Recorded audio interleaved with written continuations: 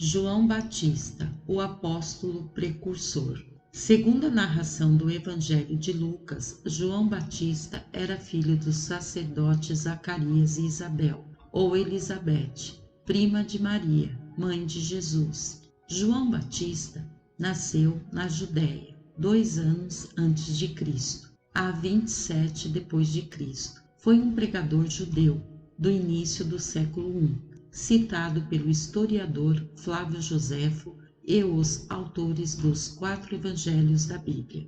Os cristãos há muito interpretam a vida de João Batista como uma preparação para o advento de Jesus e as circunstâncias de seu nascimento. Relatados no Novo Testamento são também milagrosos. O único relato bíblico sobre o nascimento do profeta está no Evangelho de Lucas. Os pais de João eram Zacarias, um sacerdote judeu, e Isabel, que não tinham filhos e já haviam passado da idade de tê-los. Durante uma jornada de trabalho, servindo no Templo de Jerusalém, ele foi escolhido por sorteio para oferecer incenso no altar dourado no Santo dos Santos. O arcanjo Gabriel apareceu para ele e anunciou que ele e sua esposa iriam dar à luz uma criança e que ele deveria chamá-lo de João. Porém, por não ter acreditado na mensagem de Gabriel, ele ficou mudo até o nascimento de seu filho. Os seus parentes quiseram então dar-lhe o nome do pai, e Zacarias, sem poder falar, escreveu: "Seu nome é João", e sua voz voltou. Depois de ter obedecido ao comando de Deus, ele recebeu o dom da profecia e previu o futuro de João. O cântico que Zacarias profere em seguida, chamado Benedictus, é utilizado até hoje nos serviços litúrgicos de diversas denominações cristãs. Na Anunciação, quando o arcanjo Gabriel apareceu para Maria para informá-la que ela iria conceber seu filho Jesus através do Espírito Santo, ele também a informou de que Isabel, sua prima, já estava grávida de 6 meses. Maria então viajou para visitar Isabel. O Evangelho de Lucas relata que o bebê chutou no ventre de Isabel quando ela cumprimentou Maria. João nasceu numa pequena aldeia chamada Aim Karim, a cerca de 6 quilômetros lineares de distância a oeste de Jerusalém. Segundo interpretações do Evangelho de Lucas, era um nazireu de nascimento. Outros documentos defendem que pertencia à facção nazarita da Palestina, integrando-a na puberdade. Era considerado por muitos um homem consagrado. De acordo com a cronologia neste artigo, João teria nascido no ano 7 a.C. Os historiadores religiosos tendem a aproximar esta data do ano 1º, apontando-a para 2 anos antes de Cristo. Segundo o registro do Evangelho segundo Lucas, Isabel estaria com 6 meses de gestação quando foi visitada por Maria, e Maria já sabia estar grávida, o que carecia pelo menos de 1 mês para o efeito. Considerando estes dados, poderíamos dizer que os meninos teriam 5 meses de diferença, o que remeteria o nascimento de João para o 2º mês do mesmo ano, fevereiro de 7 a.C. Então João Batista nasceu aos 25 de março do ano 7 a.C., sendo que por 5 meses Isabel manteve o segredo sobre a visitação de Gabriel, excetuando-se a visita de Gabriel a Isabel e o sonho de Zacarias. Não houve nada de inusitado ou sobrenatural relacionado ao nascimento de João Batista. Como era prática ritual entre os judeus, o seu pai Zacarias teria procedido à cerimônia da circuncisão ao 8º dia de vida do menino. Ele cresceu como uma criança comum, dia a dia e ano a ano, na pequena aldeia conhecida naqueles dias como a cidade de Judá, localizada a cerca de 6 quilômetros a oeste de Jerusalém.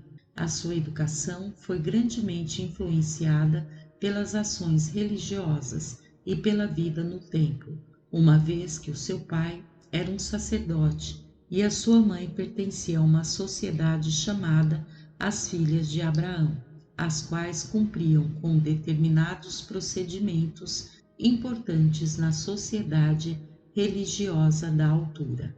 Aos 6 anos de idade, de acordo com a educação sistemática judaica, todos os meninos deveriam iniciar a sua aprendizagem escolar.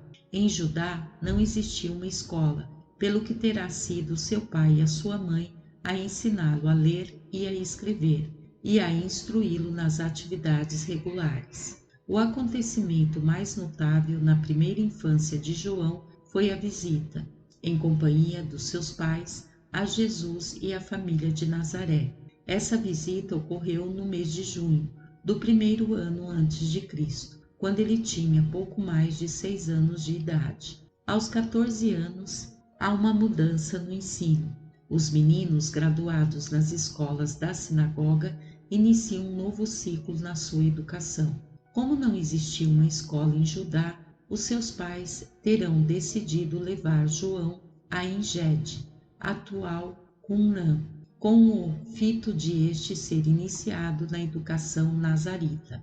João terá efetuado os votos de nazarita, que incluíam abster-se de bebidas intoxicantes e deixar o cabelo crescer e o não tocar nos mortos. As ofertas que faziam parte do ritual foram entregues em frente ao Templo de Jerusalém, como caracterizava o ritual.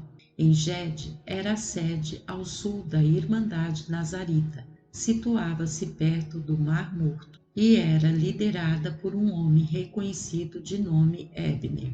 Depois dessas cerimônias e de fazer os votos de abstenção de todas as bebidas intoxicantes, de deixar o cabelo crescer e de abster-se de tocar nos mortos, a família rumou para Jerusalém, onde, diante do templo, João completou as oferendas que eram requeridas dos que faziam os votos dos nazaritas. Aos 16 anos, João, em consequência de ter lido sobre Elias, ficou tão fortemente impressionado com o profeta do Monte Carmelo que decidiu adotar a sua maneira de vestir. Daquele dia em diante, João sempre usava uma veste de pele e um cinturão de couro. Aos 16 anos, ele tinha mais de 1,80 m de altura e estava já quase plenamente desenvolvido. Com os seus grandes cabelos soltos e o seu modo peculiar de vestir-se, ele era de fato um jovem pitoresco,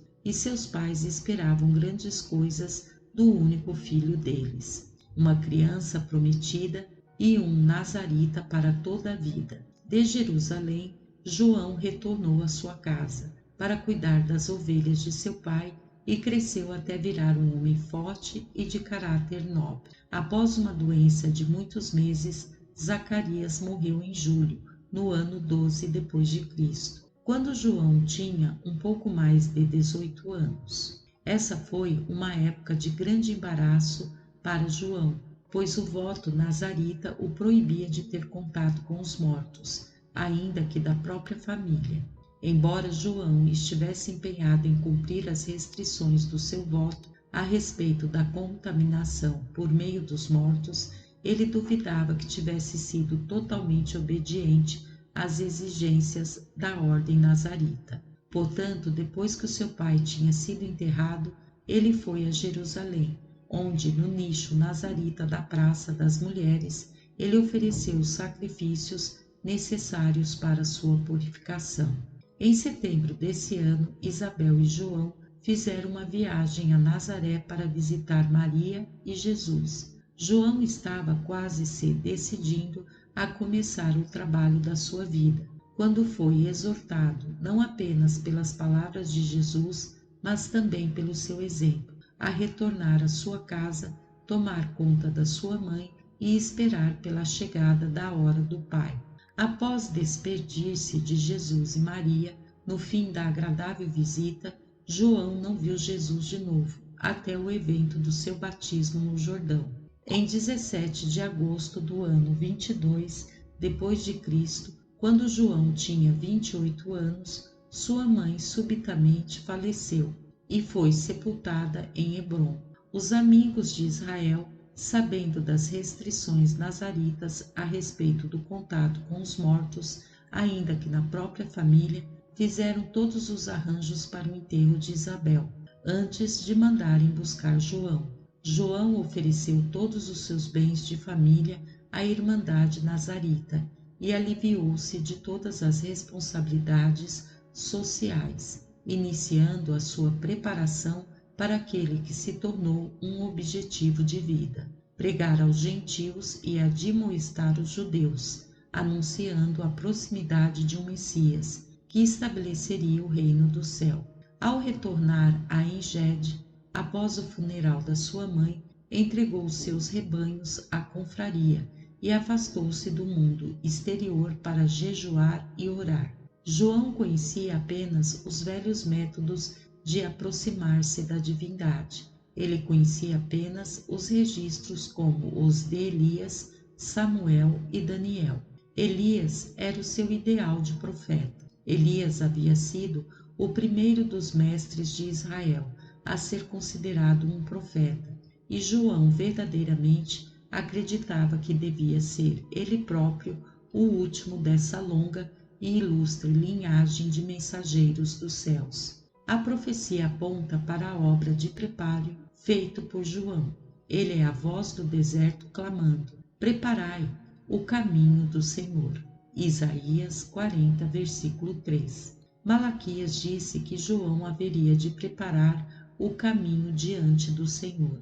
Malaquias 3, versículos 1 a 2. O preparo espiritual de João é um indício da natureza espiritual do reino. João começa a sua obra identificando-se: eu não sou o Cristo. João 1, versículo 20. Disse ele: ele é aquela voz que prepara o caminho do rei.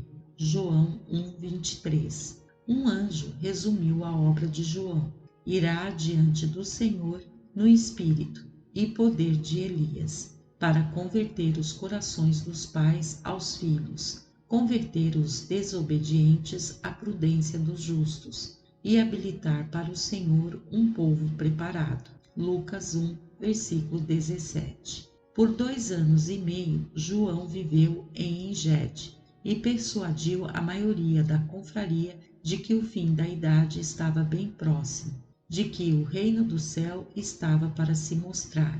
Em todo esse período, João leu suficientemente as escrituras sagradas que encontrou na casa dos Nazaritas em Engede. Estava especialmente impressionado com Isaías e com Malaquias, o último dos profetas até aquela época. Leu e releu os 5 últimos capítulos de Isaías e acreditava nessas profecias. E então ele leria em Malaquias: cuidai, eu vos enviarei Elias, o profeta anterior à vida do grande e terrível dia do Senhor. E ele fará os corações dos pais irem contra os filhos, e os corações dos filhos irem contra os pais, de medo que eu venha e golpeie a terra com uma maldição. E foi unicamente por causa dessa promessa feita em Malaquias de que Elias iria retornar que João viu-se impedido de sair pregando sobre o reino vindouro e de exortar os seus companheiros judeus a fugirem da ira que viria. João estava amadurecido para a proclamação da mensagem do reino vindouro, mas essa expectativa da vinda de Elias o deteve por 2 anos mais, e sabia que ele não era Elias. O que então Malaquias havia querido dizer?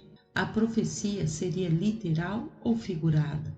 Como poderia ele saber a verdade? Finalmente ousou pensar que, como o primeiro dos profetas era chamado Elias, então o último deveria ser conhecido finalmente pelo mesmo nome. Entretanto, ainda tinha dúvidas suficientes para não se permitir jamais vir a chamar a si mesmo de Elias, pois, como foi dito anteriormente, foi a influência de Elias que levou João a adotar os seus métodos de ataque direto e ásperos aos pecados e vícios dos seus contemporâneos, vestindo-se como Elias e esforçava-se para falar como Elias. Em todos os aspectos externos, ele era como o profeta de outrora. Até no Novo Testamento, pelas palavras de Lucas, refere mesmo que existia uma incidência do espírito de Elias nas ações de João. Era um filho da natureza e de tal modo robusto e pitoresco, que era um destemido e ousado pregador da retidão. João não era iletrado, conhecia bem as escrituras sagradas judias, mas não tinha cultura, sabia como pensar claro, possuía um discurso poderoso e era um denunciador inflamado. Dificilmente seria um exemplo para sua idade, mas constituía-se em uma reprovação eloquente. Finalmente vislumbrou o método de proclamar a nova era, o reino de Deus. Decidiu que ele era mesmo quem se iria transformar no arauto do Messias. Colocou de lado todas as dúvidas e partiu de Engede, em um dia de março do ano 25 depois de Cristo, para começar a sua curta mas brilhante carreira como pregador público. Viajou pela costa ocidental do Mar Morto e Rio Jordão acima, do lado oposto de Jericó, na antiga parte rasa sobre a qual Josué e os filhos de Israel passaram para entrar pela primeira vez na terra prometida, e atravessando até o outro lado do rio, ele estabeleceu-se próximo da entrada dessa parte rasa e começou a pregar ao povo que atravessava o rio em um sentido e no outro. Esse era o val mais frequentado para travessias do Jordão. O discurso principal de João era a respeito da vinda do Messias. Era a fonte de todas as esperanças deste povo em restaurar a sua dignidade como nação independente. Os judeus defendiam a ideia da sua nacionalidade ter iniciado com Abraão e que esta atingiria o seu ponto culminar com a chegada do Messias. João advertia os judeus e convertia gentios, e isto tornou-o amado por uns e desprezado por outros. Importante notar que João não introduziu o batismo no conceito judaico. Este já era uma cerimônia praticada. Para todos aqueles que ouviam João, ficava claro que ele era mais do que um pregador. A grande maioria daqueles que escutavam aquele homem estranho vindo do deserto da Judéia partia acreditando que tinha ouvido a voz de um profeta. Não era de se espantar que as almas desses judeus cansados, mas esperançosos, ficassem profundamente excitadas com esse fenômeno. Nunca em toda a história dos judeus, os filhos devotos de Abraão haviam desejado tanto a consolação de Israel, nem tinham mais ardentemente antecipado a restauração do reino. Em toda a história dos judeus, nunca a mensagem de João, o reino do céu está ao alcance das mãos, teria podido exercer um apelo tão profundo e universal como na época em que ele apareceu, tão misteriosamente na margem dessa travessia ao sul do Jordão.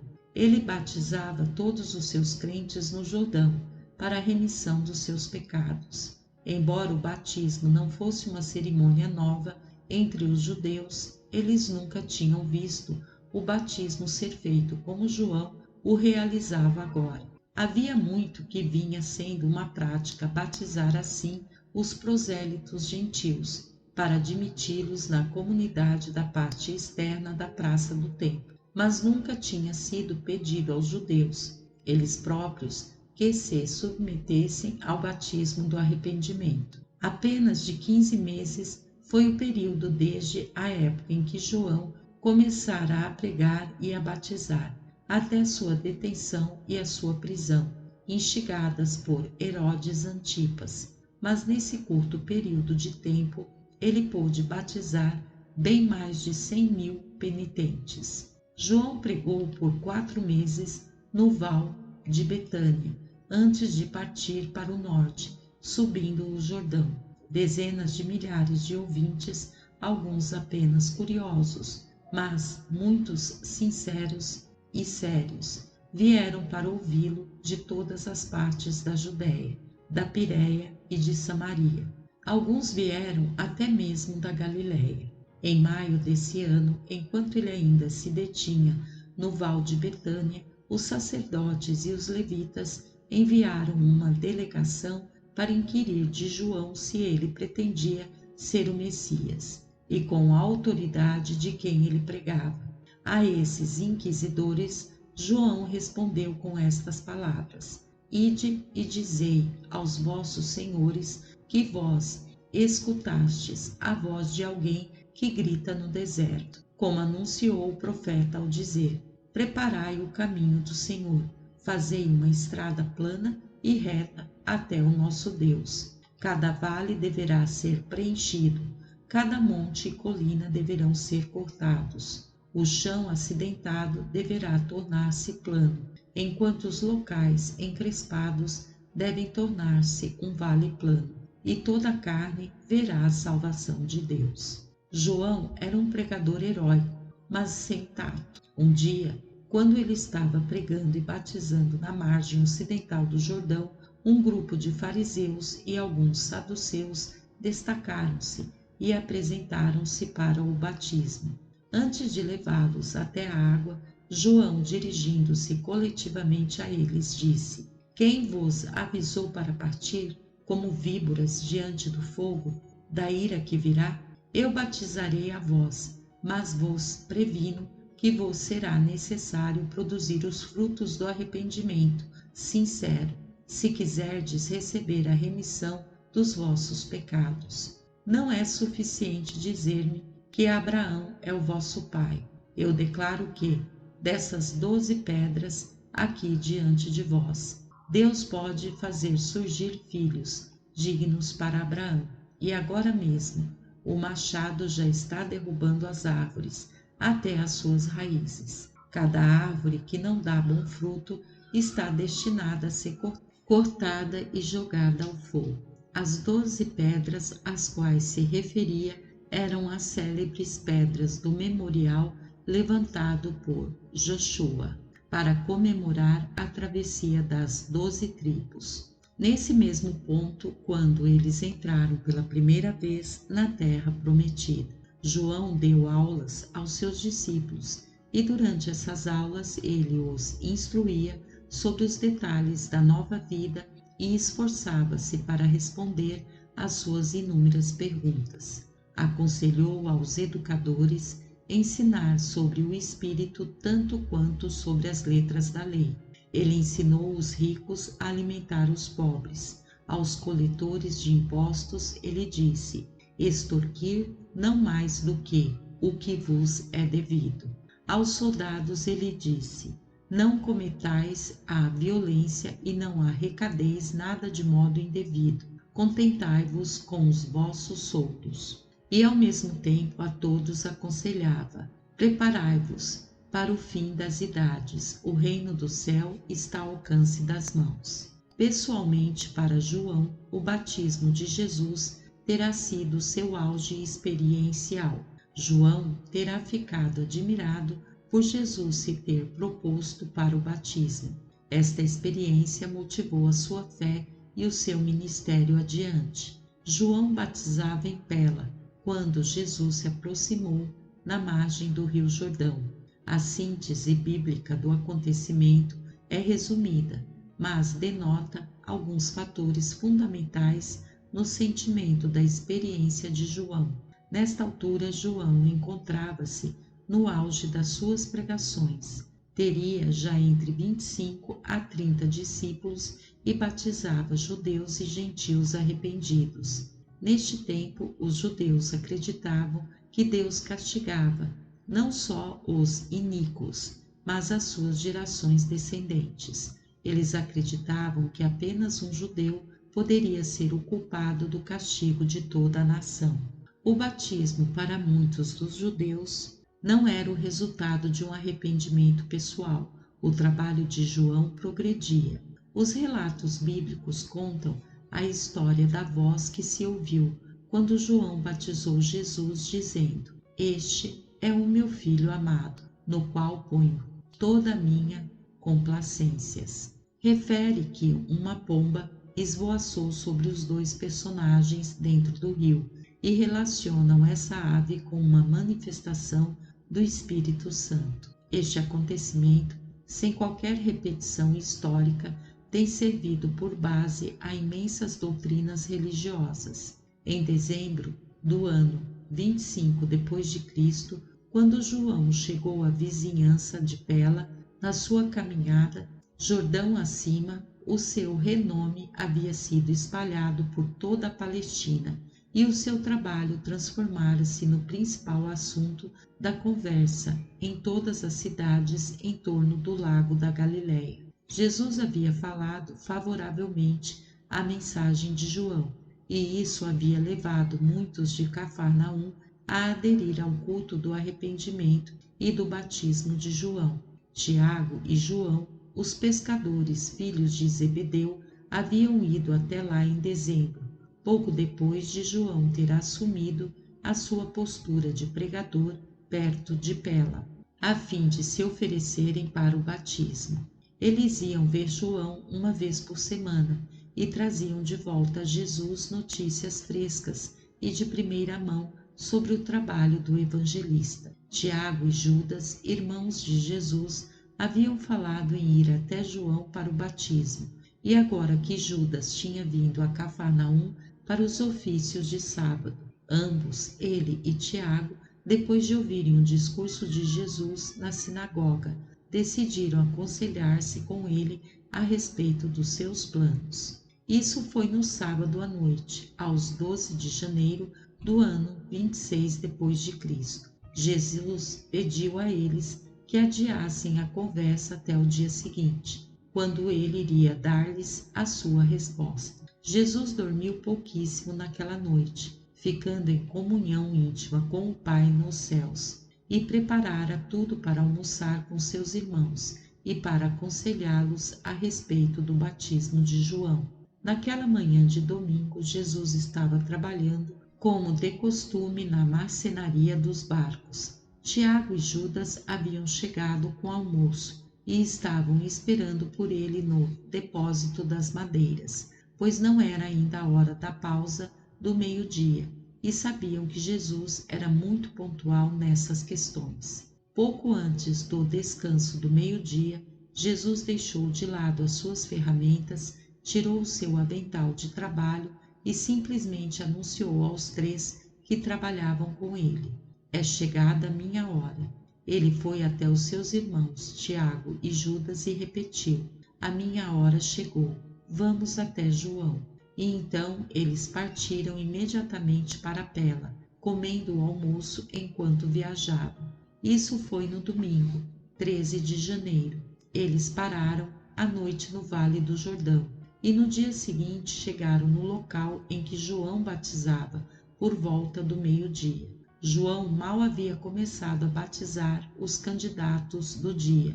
Dezenas de arrependidos estavam na fila, à espera da sua vez, quando Jesus e os seus 2 irmãos entraram nessa fila de homens e mulheres, sinceros, que passaram a crer no reino que viria.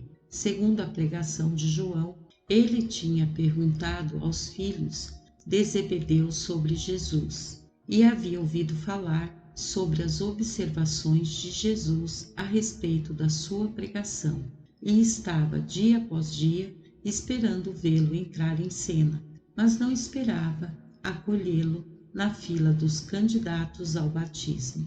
Absorvido pelos detalhes de um batismo rápido daquele grande número de convertidos, João não levantou os olhos para ver Jesus, até que o Filho do Homem estivesse bem diante dele. Quando João reconheceu Jesus, as cerimônias foram suspensas por um momento, enquanto ele cumprimentava o seu primo na carne e perguntava: mas por que vieste até dentro da água para saudar-me?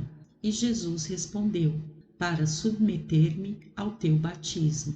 João replicou: mas sou eu que tenho necessidade de ser batizado por ti.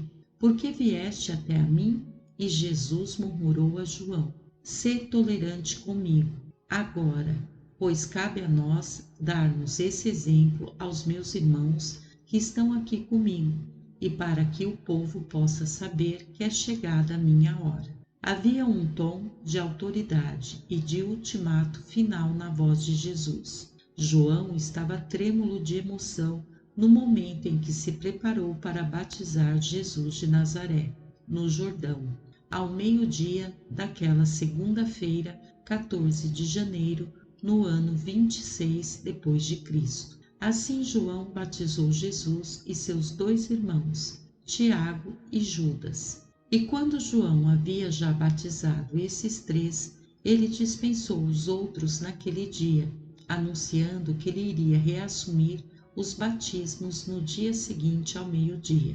Quando o povo já partia, os 4 homens, ainda de pé dentro d'água, ouviram um som estranho e logo surgiu uma aparição momentânea exatamente por sobre a cabeça de Jesus. E eles ouviram uma voz dizendo: Este é o meu filho adorado, em quem eu muito me comprazo. Uma grande mudança produziu-se no semblante de Jesus, que os deixou, saindo da água em silêncio, indo na direção das colinas a leste, e nenhum homem viu Jesus de novo por 40 dias. João seguiu Jesus até uma distância suficiente para contar a ele a história da visita de Gabriel à sua mãe, antes que ambos nascessem, do modo como por tantas vezes ele havia escutado dos lábios da sua mãe, e permitiu a Jesus continuar o seu caminho depois que disse: Agora sei com certeza que és o libertador. Mas Jesus nada respondeu. A inovação de João terá sido a abertura da cerimônia à conversão dos gentios, causando assim muita polêmica. Numa pequena aldeia de nome Adão, João pregou a respeito daquele que viria, do qual não seria digno nem de apertar as alparcas, as correias das sandálias. Nessa aldeia também, João acusou Herodes e repreendeu-o no seu discurso por este ter uma ligação com a sua cunhada Herodíades, que era mulher de Felipe, rei da Itureia, e Traconites, irmão de Herodes Antipas I. Esta acusação pública chegou aos ouvidos do tetrarca e valeu-lhe a prisão e a pena capital por decapitação, alguns meses mais tarde. O aprisionamento de João ocorreu na Pérea, a mando do rei Herodes Antipas I, no 6º mês do ano de 26 depois de Cristo. Ele foi levado para a fortaleza de Macaeros, onde foi mantido por 10 meses até o dia de sua morte. O motivo desse aprisionamento apontava para a liderança de uma revolução. Herodias, por intermédio de sua filha, conseguiu coagir o rei na morte de João, e a sua cabeça foi-lhe entregue numa bandeja de prata, e depois foi queimado em uma fogueira numa das festas palacianas de Herodes, já que Herodias tinha fracassado em causar a morte de João por apelo direto a Herodes. Ela estabeleceu para si mesma a tarefa de levar João à morte por meio de um plano astuto. No decorrer das festividades e entretenimentos daquela noite, Herodias apresentou a sua filha para dançar diante dos convivas. Herodes estava muito encantado com a dança da donzela e, chamando-a diante de si, disse: Tu és encantadora, estou muito satisfeito contigo. Pede a mim, neste meu aniversário, o que desejares, que eu darei a ti, ainda que seja a metade do meu reino. E Herodes fazia tudo isso sob a influência de muito vinho. A donzela retirou-se e perguntou à sua mãe o que deveria ela pedir a Herodes. Herodias disse: Vá a Herodes e peça a cabeça de João Batista. E a jovem donzela, retornando à mesa do banquete, disse a Herodes: Eu peço que me entregues imediatamente a cabeça de João Batista em uma bandeja. Herodes ficou cheio de medo e de tristeza, No entanto, havia dado a sua palavra diante de todos os que se assentavam para banquetear-se com ele, e por isso não podia negar o pedido. E Herodes Antipas enviou um soldado com a ordem de trazer a cabeça de João. E João teve então a sua cabeça decepada naquela noite na prisão. E o soldado trouxe a cabeça do profeta em uma bandeja e apresentou-a à jovem donzela no fundo da sala de banquete. E a donzela deu a bandeja à sua mãe. Quando os discípulos de João ouviram sobre isso, vieram à prisão buscar o corpo de João, e depois de colocá-lo em um túmulo, foram embora e contaram tudo a Jesus. Os discípulos de João trataram do sepultamento do seu corpo e de anunciar a sua morte ao seu primo Jesus. Antes de morrer, João teve uma experiência solitária e um tanto amarga na prisão. Aos poucos, dos seus seguidores foi permitido vê-lo. Ele ansiava por encontrar Jesus, mas tinha de contentar-se em ouvir os relatos da sua obra através daqueles seguidores seus que se haviam transformados em crentes do Filho do Homem. Muitas vezes era ele tentado a duvidar de Jesus e da sua missão divina. Se Jesus era o Messias, porque nada fez para libertá-lo desse inconcebível aprisionamento? Por mais de 1 ano e meio, esse homem rude de Deus, amante do ar livre, definhou naquela prisão desprezível. E essa experiência foi um grande teste para a sua lealdade e fé em Jesus. De fato, toda essa experiência foi mesmo um grande teste para a fé que João possuía em Deus. Muitas vezes ele foi tentado a duvidar até mesmo da autenticidade da sua própria missão e experiência. Após ter estado na prisão por muitos meses, um grupo de discípulos seus veio até ele e, após contar sobre as atividades públicas de Jesus, disse: Então, vê tu, mestre, pois aquele que estava contigo no Alto Jordão prospera e recebe todos que vêm a ele. Ele festeja até mesmo com publicanos e pecadores. Tu deste um testemunho corajoso sobre ele, e ainda assim ele nada faz para a tua libertação. Mas João respondeu aos seus amigos: Esse homem nada pode fazer que não tenha sido dado a ele pelo seu Pai nos céus. Vós vos lembrais bem de que eu disse: Não sou eu o Messias, mas sou um que foi enviado antes a preparar o caminho para ele. E isso eu fiz. O que possui a noiva é o noivo, mas o amigo do noivo, que está próximo dele e o escuta, rejubila-se grandemente por causa do ruído da sua voz. Essa minha alegria, portanto, cumpriu-se. Ele deve crescer, mas eu devo diminuir. Sou desta terra e já passei a minha mensagem. Jesus de Nazaré desceu à terra, vindo dos céus, e está acima de todos nós. O Filho do Homem desceu de Deus, e as palavras de Deus ele irá dizer a vós, pois o Pai nos céus não mede o Espírito que dá ao seu próprio Filho. O Pai ama o seu Filho e irá logo colocar todas as coisas nas mãos desse Filho. Aquele que acredita no Filho tem a vida eterna. E essas palavras que eu disse são verdadeiras e perduráveis. Esses discípulos ficaram assombrados com o pronunciamento de João, tanto que partiram em silêncio. João ficara também muito agitado, pois percebeu que tinha acabado de fazer uma profecia.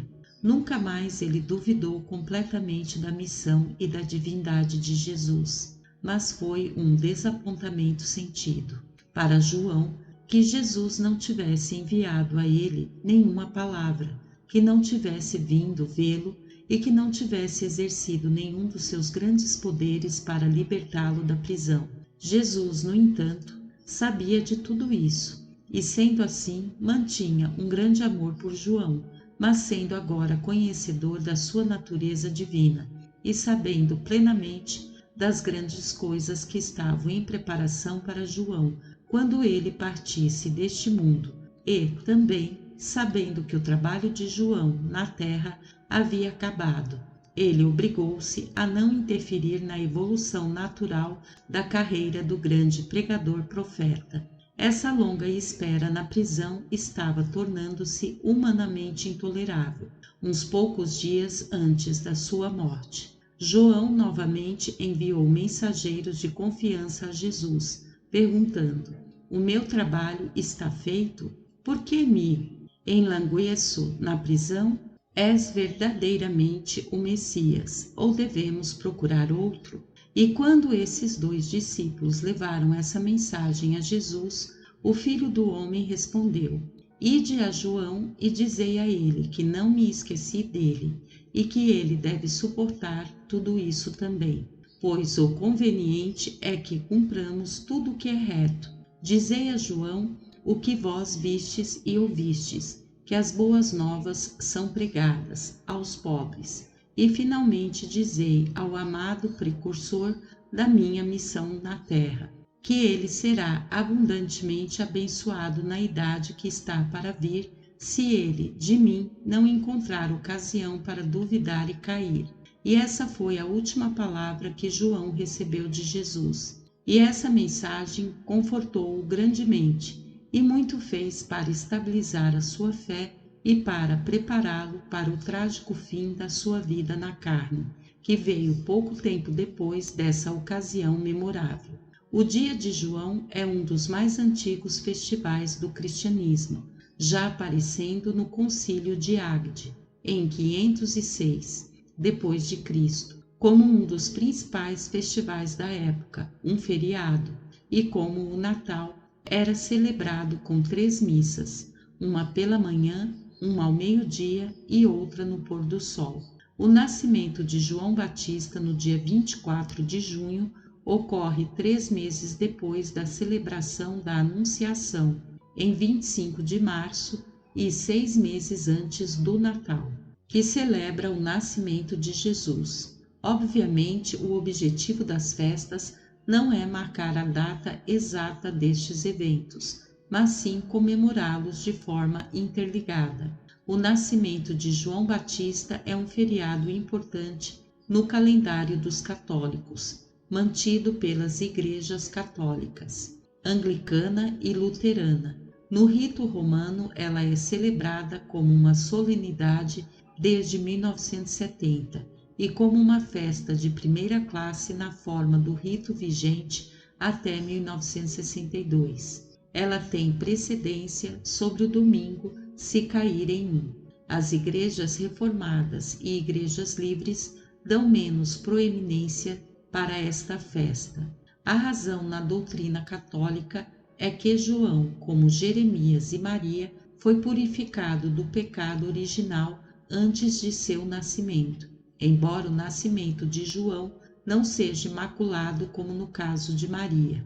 A questão naturalmente surge sobre o motivo da celebração se realizar no dia 24 ao invés do dia seguinte. Uma explicação mais provável do motivo pelo qual a festa cai em 24 de junho está no modo de contagem romano, que procedia de trás para frente a partir das calendas, primeiro dia do mês seguinte.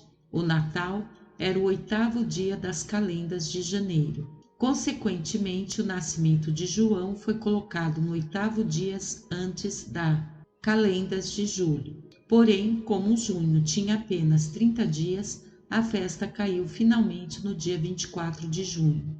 Além da comemoração religiosa, muitos costumes regionais associados, como o nascimento de João Batista, são, na realidade, mais relacionados com a concomitante celebração do meio do verão, solstício, resquícios dos tempos pré-cristãos. O professor de História e ministro de gabinete, Bochidar Dimitrov, relatou que o relicário foi achado pelo professor Casimir Popi-Konstantinov e sua equipe durante as escavações no monastério da ilha São Ivan, localizada em águas do Mar Negro. Foram encontradas 6 falanges dos dedos, parte da mandíbula superior, um dente, um osso de calcanhar e vários ossos menores de João Batista.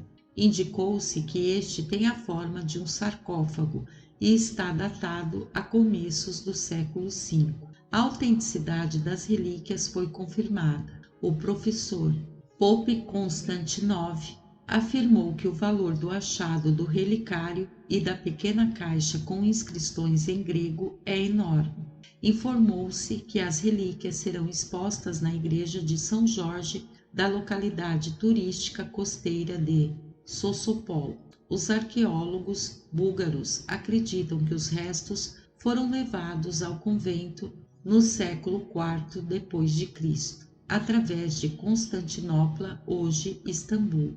Tem uma inscrição em grego no elmo de pedra. Contém uma referência a 24 de junho, data em que, supostamente, João Batista teria nascido. Descobrimos que as relíquias de João Batista são exatamente o que os arqueólogos esperavam, disse Bozidar Dimitrov, ministro da Bulgária, sem documentações comprobatórias, além de um ex-diretor do Museu Histórico Nacional, que estava presente quando a urna de pedra foi aberta. Foi confirmado que se trata de partes do seu esqueleto. Outros especialistas questionam a alegação, dizendo que testes de datação por carbono eram necessários antes que os ossos sejam confirmados como pertencentes ao batizador de Cristo. Muitos países ao redor do Mediterrâneo requisitaram os restos de João, incluindo a Turquia, Montenegro, Grécia, Itália e Egito.